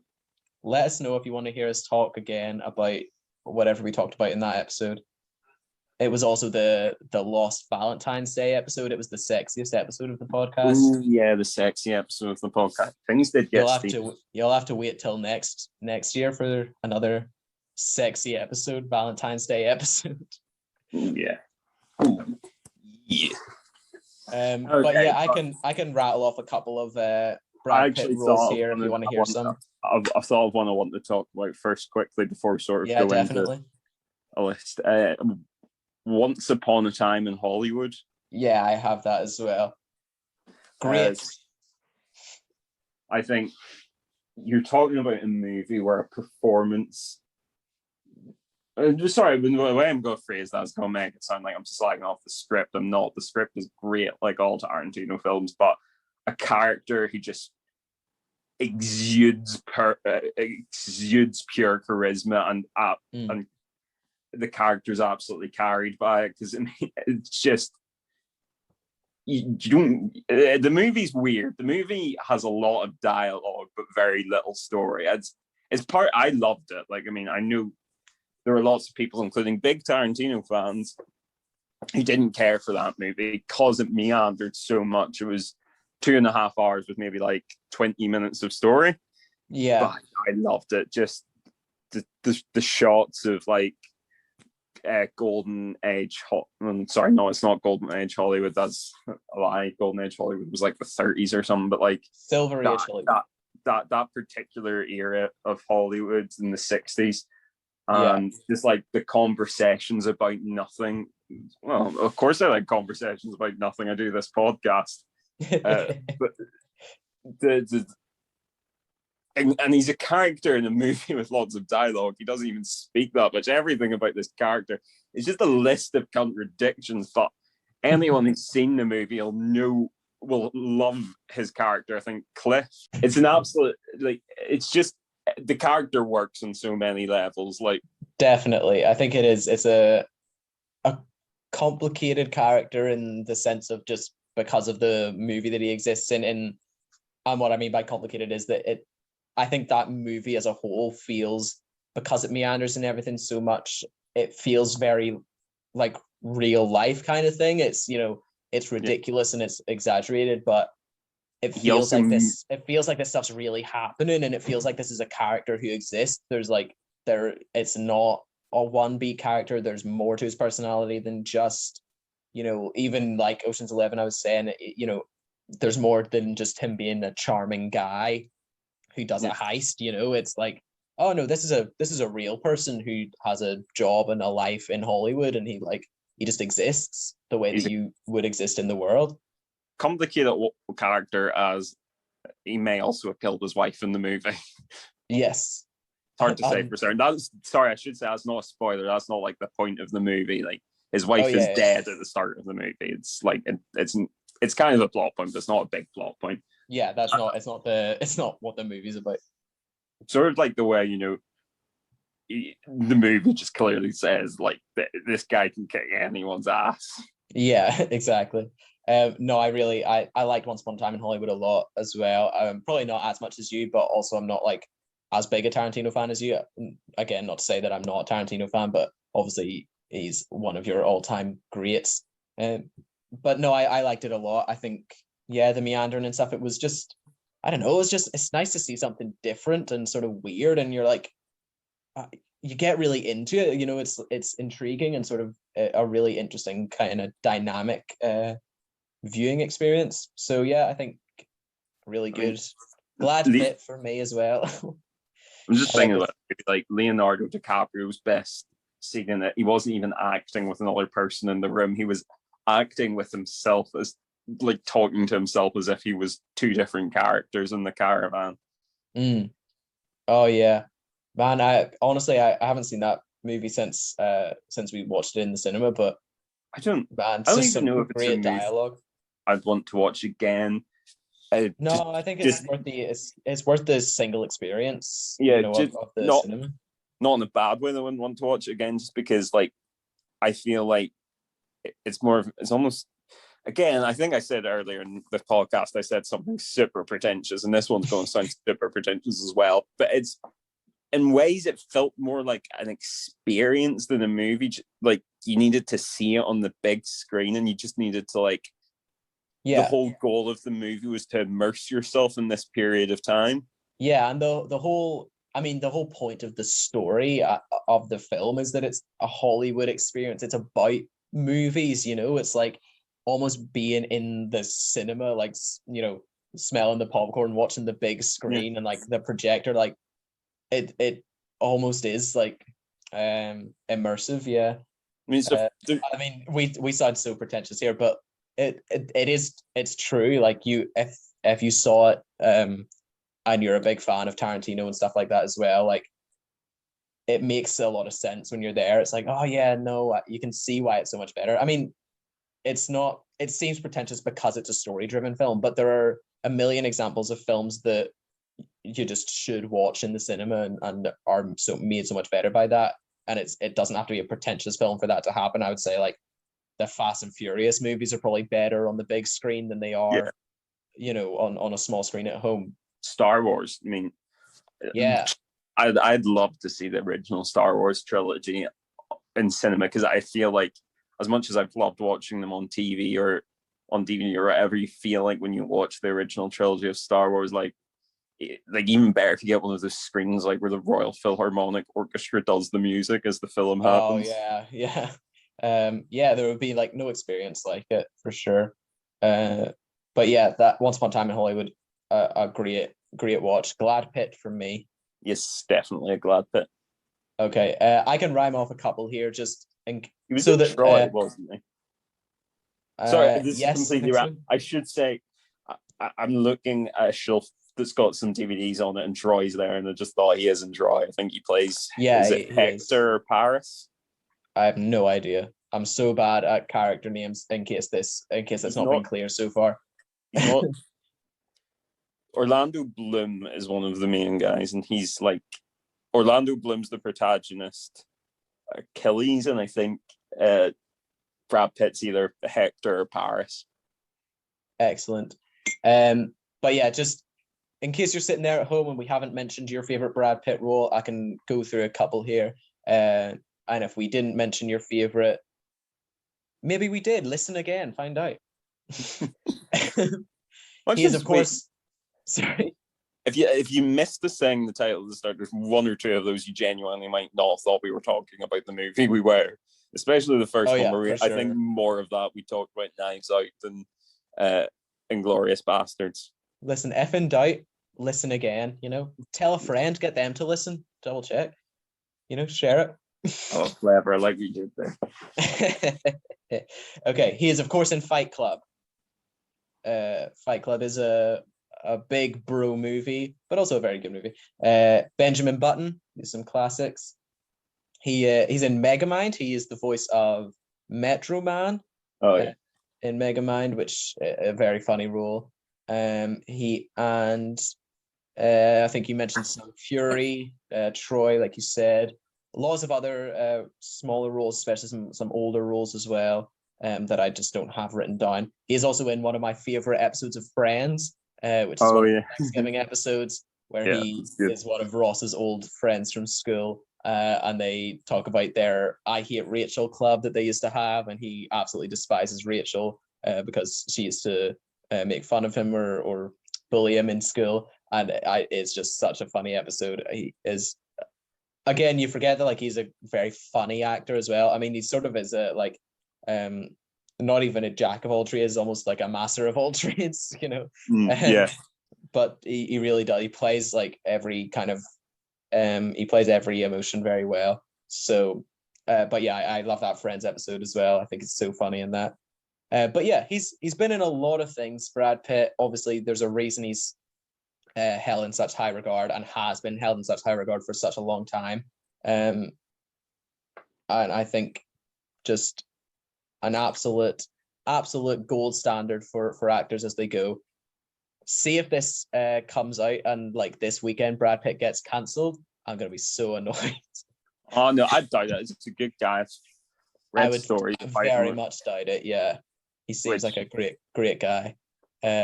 So there's fingers crossed. actually there was one story I was going to talk about. I read, but it's probably not like the story is not that he does anything wrong and he's the good guy of the story, but it's probably just not appropriate to mention on the podcast, so I'll leave it.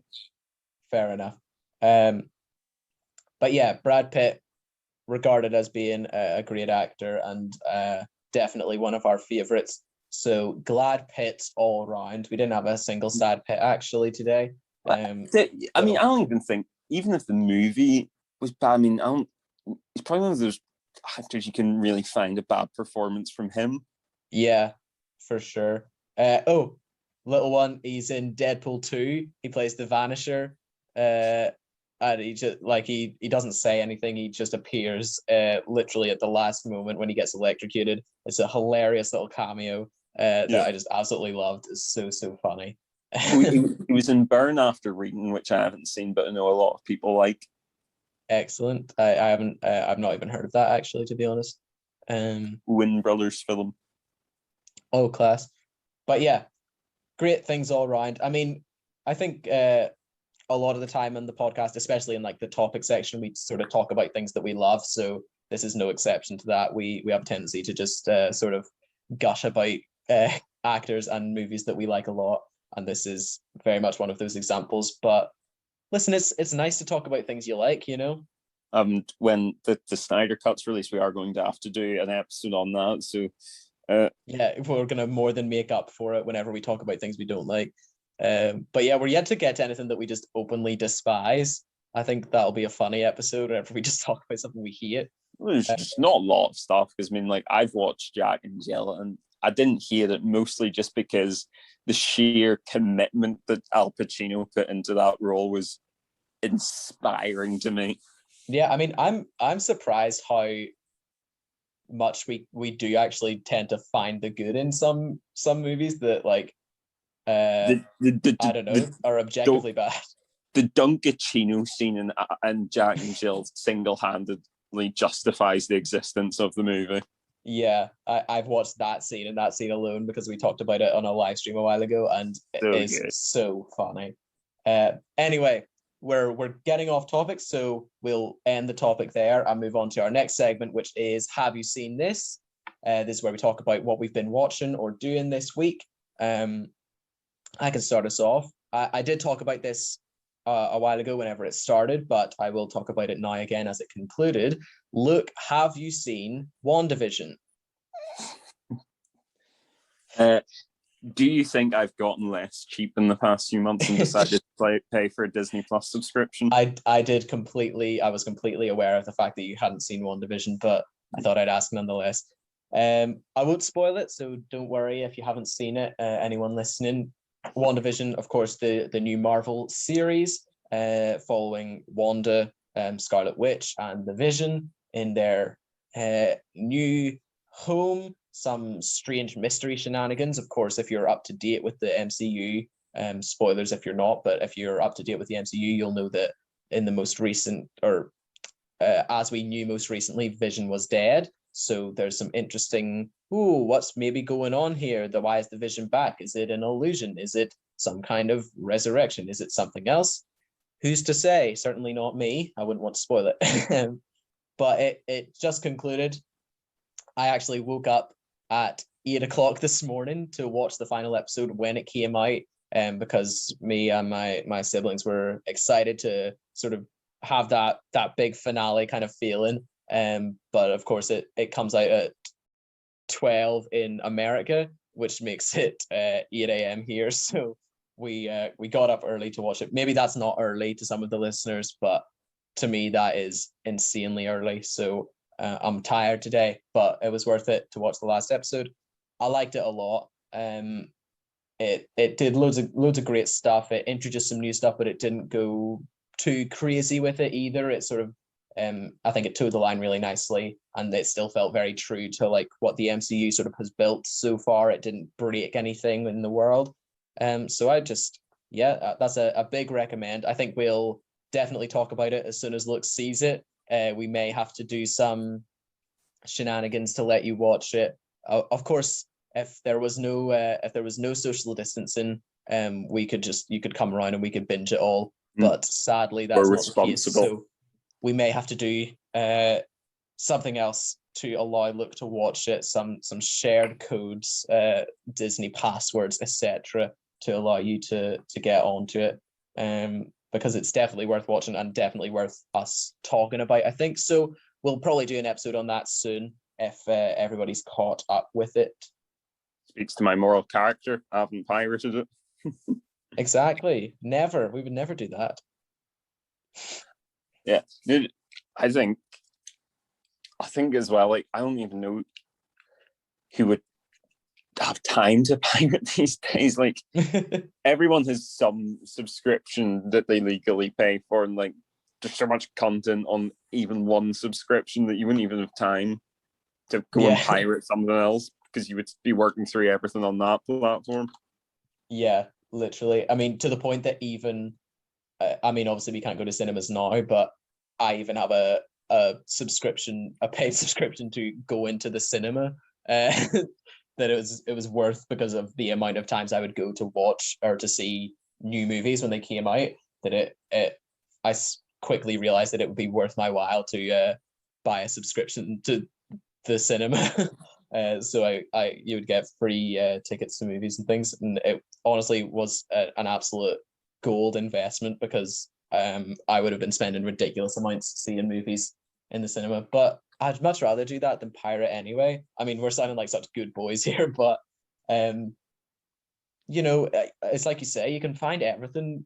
You know, there's easy ways to get everything you want. Now it's kind of it's tricky. It's not worth the effort to pirate stuff, to be honest. That you could see it a different way and much better quality, and not have to worry about like a weird link on your phone or a virus you might get. Yeah, that's probably that. I would imagine that actually nowadays, if you leave any of the moral stuff about committing a crime aside, I think that's probably one of the biggest turn-offs for people pirating now, is that I think you don't want to watch them these days that's not like in perfect HD. Like, even like 480p, we're so spoiled now. Like 480p, these days, if you have to watch something, you're just going, this is hurting my eyes, it's so low res. Yeah, literally, it's like, what is this, pixel art? I don't want to watch this. Can't even tell they're human. But you know, you're absolutely right. Like, it is I mean, maybe this is us, you know, being people who like it and enjoy watching movies, and sort of we would rather have that quality, you know, because we enjoy the actual watching of the movie. But maybe for a lot of people, you know, I know a lot of people will sort of like to watch a movie, but also they'll sit on their phone at the same time, and they'll do something else at the same time. They'll put it on in the background or whatever. So maybe it does make sense. Maybe there's other ways, you know, if other people enjoy it, of course, each to their own. Apart from like it being against the law or whatever, we would never endorse that. We cannot endorse anything that is illegal on this podcast. No, of course, we would never. Point. We do not. We would never suggest that. Any illegal activities. But even if you're in the supermarket and there's a grape just sitting there free on the stalk, and you think you're a little peckish, can't grab the grape. Nope. That's stealing. It's wrong. Yeah, even wrong. If it's tasty. Even if you're leaving the supermarket and there's a car and someone's left their keys in, and you just need to get home, as much as you might want to do that, you know, apparently that's illegal. Find that out. Listen, the hard way. Even if there's a baby and they've got a bag of sweets and it looks like a nice bag of sweets, apparently you can't just steal sweets off a baby. Yeah, apparently. God, just PC gone mad, if you ask me. Country. Yeah, freedom of speech. Yeah, right. Mm. Listen, we don't like to get political, but stealing is wrong, so anyway, that's not too spicy a tech for everyone. Snowflake. Yeah. Stick that up your pipe and smoke it, Snowflake. Or vape it, should I say? Anyway, look, what have you seen this week? This is honestly an incredibly long episode, but you know what? We've earned a long one. Exactly. Yeah. I think people will like a longer one for a change. Deep dive.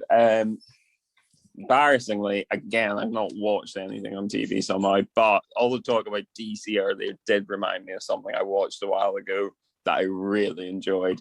So, have you seen Harley Quinn, the animated series? I have not, and I was dying to watch it. And then when I went to watch it, I conveniently talking about how you can get everything on some streaming service at this point in time. I actually could not find it on any of the streaming services I had. It had been taken off. I think it was on all four. Yeah, it was. And then I went to watch it, and it had been taken off that. And I can't find it anywhere else. And it's very upsetting. I was really excited to watch it, but no, I will definitely get to that at some point. Yeah, I recorded new episodes on Sky and watched them each week. I would tell you, it was Thursdays on E4. Can't even remember when it was. It might have been sort of spring last year, maybe even. It was definitely a while like ago. 2019. Yeah. Might have been like 2019, but it was like Thursdays on an E4 in a row. You got Brooklyn Nine-Nine, then new episode of Brooklyn Nine-Nine, new episode of Rick and Morty, and then the new episode of Harley Quinn. That was just chef's kiss. Yeah, every so often, classic media TV, traditional just watching TV, it does have its moments of just absolute peak. I very rarely watch normal TV, Sky or whatever. I definitely am like always on streaming or whatever, but from time to time you just get those golden moments where there's nothing quite like sitting down and just putting TV on, sitting and watching whatever comes on. I love channel surfing. Like sometimes late at night, I'll just sit on the music channels and just go through channels until I find a song I like. Watch the music video and listen to it, and then just repeat. You just go through, flick through the music channels. I actually really enjoy doing that. Music's hard now because, like, with music streaming services, you have to pick your own music, and you'll forget about songs. It's just sometimes nice to have someone else pick the music for you. It's the same as like if you're in the car, sort of aux versus radio, it's tricky because you love being on the aux or the Bluetooth or whatever, and putting on songs that everybody can kind of sing, love listening, but also I hate checking my phone to cue the next song every time you're sitting in the car. You start having a conversation and then the song ends and you have to, wait a second, guys, let me just, whereas having the radio on, just absolutely no fear of that. You just leave it to play. Yeah, I always let someone else DJ if I'm driving. Mostly it's convenient if you're driving, you have to pick all the songs before you set off because you can't change them once you're in the car. But it's nice to have someone else do the music for you. So I believe I was talking a while ago about Harley Quinn. We were, yes. Not story driven, mostly just a different storyline each week. But basically, the overarching story is it's an animated TV series where Harley Quinn, who's voiced by Kaylee Cuoco, I really don't think that's how you voice, how you pronounce that. She's better known as Penny from The Big Bang Theory. And she did a lot of work to get this series to television. Like, I think she's the executive producer of it as well. She voices Harley Quinn, who's sick of the Joker's bullying, breaks up with them and decides to strike out on her own and become one of the great criminal bosses in Gotham City. And hilarity ensues.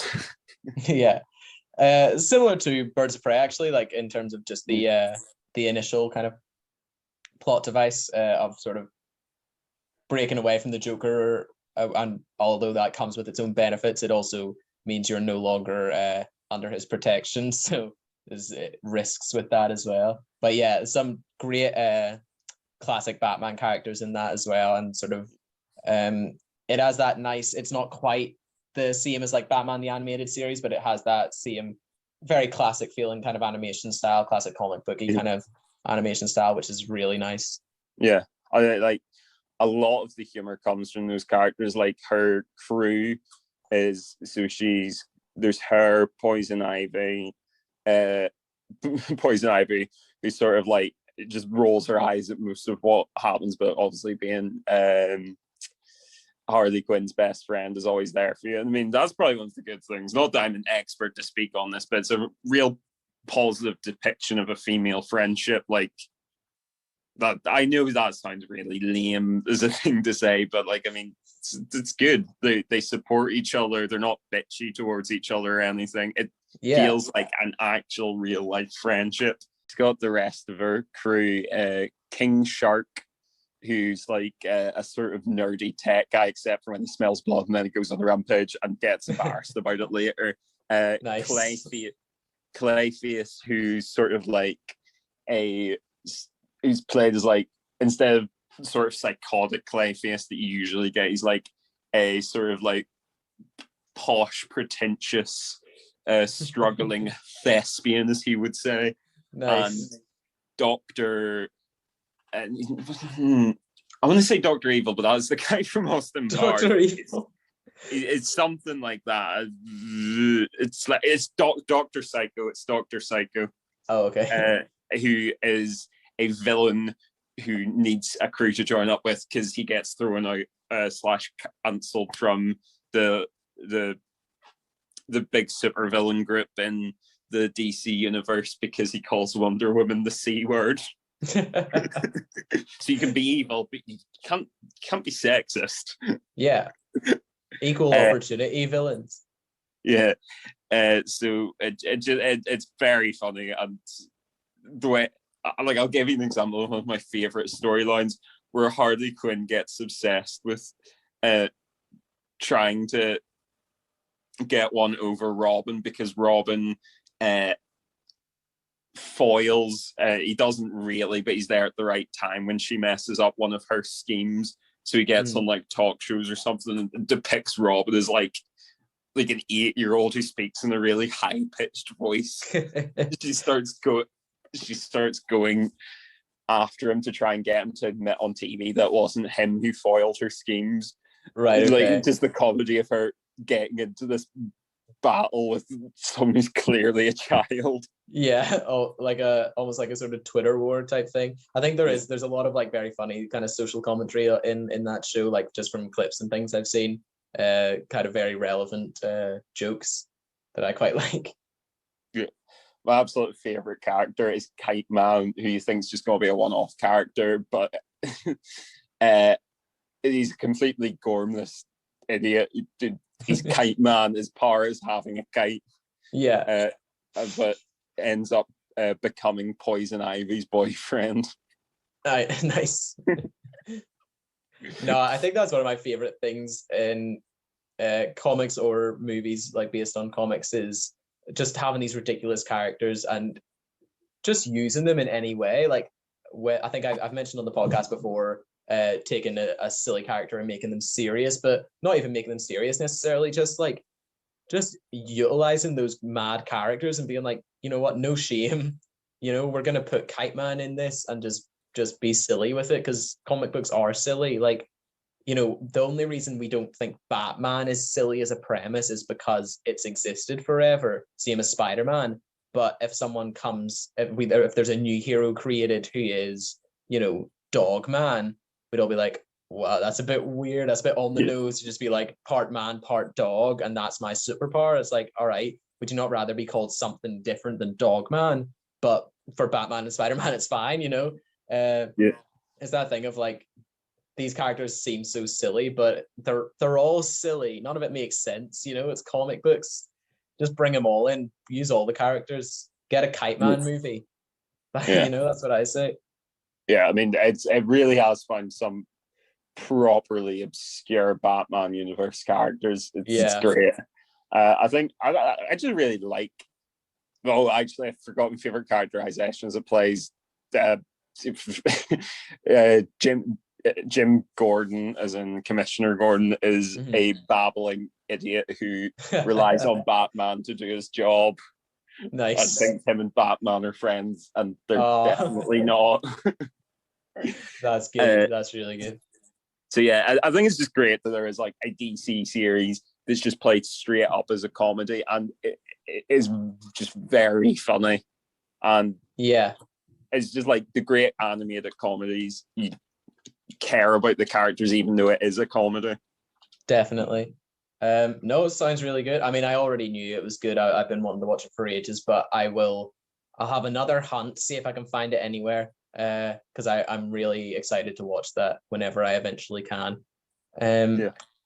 But I know there's been a just about second. closes it up. Yeah, sorry, what were you gonna say? I was just gonna say, I know there's been a second series, but I've not even seen that having come to Channel 4. So I mean, it'd be great if someone could pick it up in the UK, because I mean, or else it'll be like Archer, which I also want to watch and have seen some of, but it's like impossible to find in the UK.